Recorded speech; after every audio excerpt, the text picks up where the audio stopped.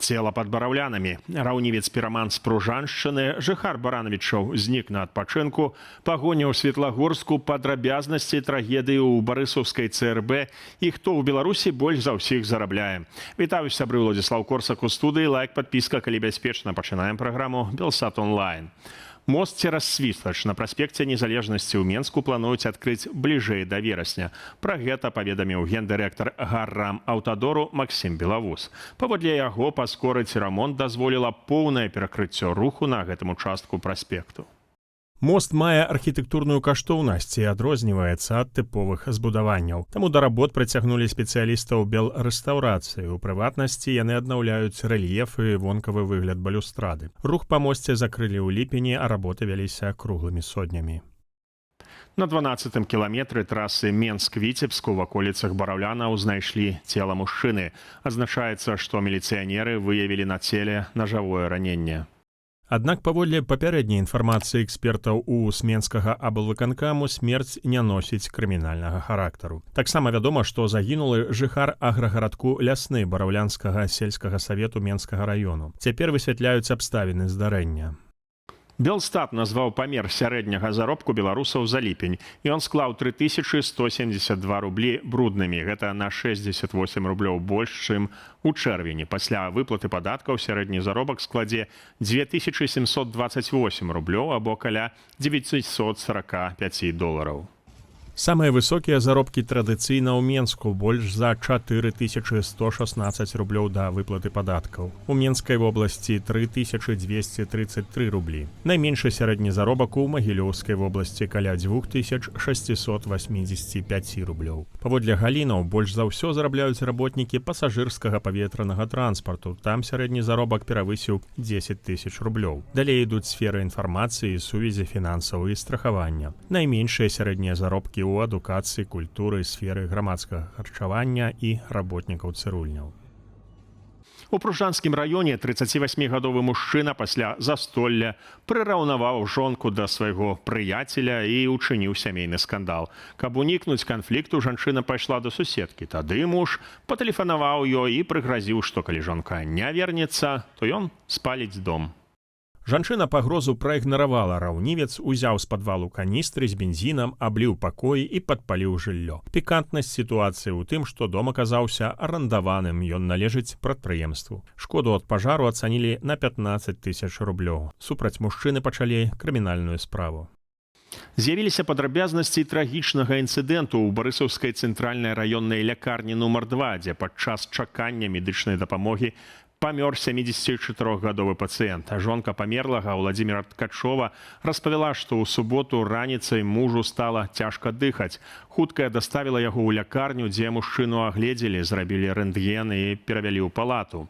Са словаў жанчыны, каля поўдня яна паехала дадому. Перад гэтым ёй паабяцалі, што мужа агледзіць дзяжурны доктар. Але калі яна вярнулася каля паловы на 6 вечара, Владзімір сказаў, што доктара да яго так і не прыйшоў. Стан мужчыны пагаршаўся. У яго перастала рухацца левая рука. Жонка некалькі разоў бегала да медсястры і прасіла дапамогі, хаця б даць кісларод, бо мужу было цяжка дыхаць. На што медсястра адказала: «Ну, твар жа ў яго не перакасіла». Толькі пасля 6 вечара пацыента нарэшце агледзела дзяжурная доктарка. Неўзабаве мужчына страціў прытомнасць, з рота пайшла пена. Рэанімацыю выклікалі пасля крыкаў жонкі і сына, аднак выратаваць Владзіміра Ткачова не ўдалося. Пасмяротны дыягназ — інфаркт мозга. Паводле факту смерці праводзіцца службовая праверка, сваякі звярнуліся таксама ў следчы камітэт. У Абхазіі амаль тыдзень шукаюць беларуса, які знік падчас адпачынку ў Гагры. Жыхар Барановічаў Андрэй Навумцаў знаходзіўся там з 11 жніўня разам з жонкаю. Уночы 19 жніўня каля 2 гадзіны мужчына выйшаў з гатэлю «Каліпса», і з таго часу пра ягонае месцазнаходжання нічога не вядома. У пошукавым цэнтры «Арыенцір» кажуць, што нічога не прадвяшчала знікнення. Андрэю Навумцаву 42 гады. У дзень знікнення ён быў апрануты так, як на гэтай фатаграфіі. Жонка Андрэя ўжо вярнулася ў Беларусь. У Светлагорску байкер спачатку здолеў уцячы ад пагоні даі, але хіба рана ўзрадаваўся. 24-гадовы хлопец праігнараваў патрабаванне спыніцца і спрабаваў адарвацца ад інспектараў. Падчас пагоні ён нават упаў, але працягнуў рух. У ДАІ пастанавілі спыніць пераслед, бо ён стаў небяспечным для іншых удзельнікаў руху. Аднак маршрут байкера адсачылі праз гарадскія камеры. Мужчыну затрымалі. Высветлілася, што ў байкера не было правоў на кіраванне матацыклам. На яго склалі адразу 8 адміністрацыйных пратаколаў, парушальніка змясцілі ў ізалятар. У Магілёўскім жа раёне ў вёсцы Гуслянка 18гадовы кіроўца Пежо трапіў у ДТЗ. У машыне знаходзілася яшчэ 5 падлеткаў. Паводле ДАІ хлопец не справіўся з кіраваннем, з'ехаў у кювет, пасля чаго аўтамабіль перакуліўся. У выніку пацярпела 16гадовая пасажырка, яна шпіталізаваная. Беларускі шахматыст Дзяніс Лазавік зарабіў $190 000, але пакуль не ведае, на што іх патраціць. 19гадовы гройсмайстер дайшоў да фіналу буйнога турніру Esports World Cup у Парыжы, дзе саступіў гройсмайстару Магнусу Карлсону. Сам Лазавік кажа, што асаблівых патрэбаў у яго няма, камп'ютар і тэлефон ужо ёсць. Аўтамабіль таксама пакуль купляць не плануе, нават нягледзячы на тое, што вучыцца, каб атрымаць пасведчанне кіроўцы. Паказальны факт. Дзяніс Лазавік распавядае, што візамі і ўсёй лагістыкай займаецца сам.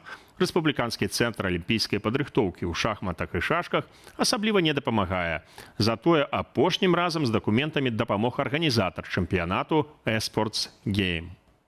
Да таго ж малады гросмайстар кажа, што ў Беларусі шахматыстам цяжка прабіцца без уласных грошай. Паездкі на спаборніцтвы дарагія, спонсараў знайсці складана, а дзяржаўныя стаўкі невялікія. Цяпер адзін з наймацнейшых маладых шахматыстаў свету засяроджваецца на рапідзе і бліцы, а сваёй галоўнай мэтай называе далейшы прагрэс у шахматах.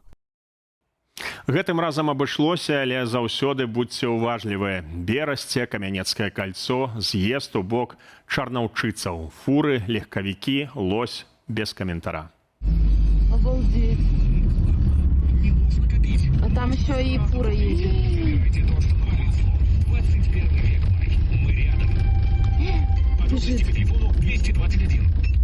О боже.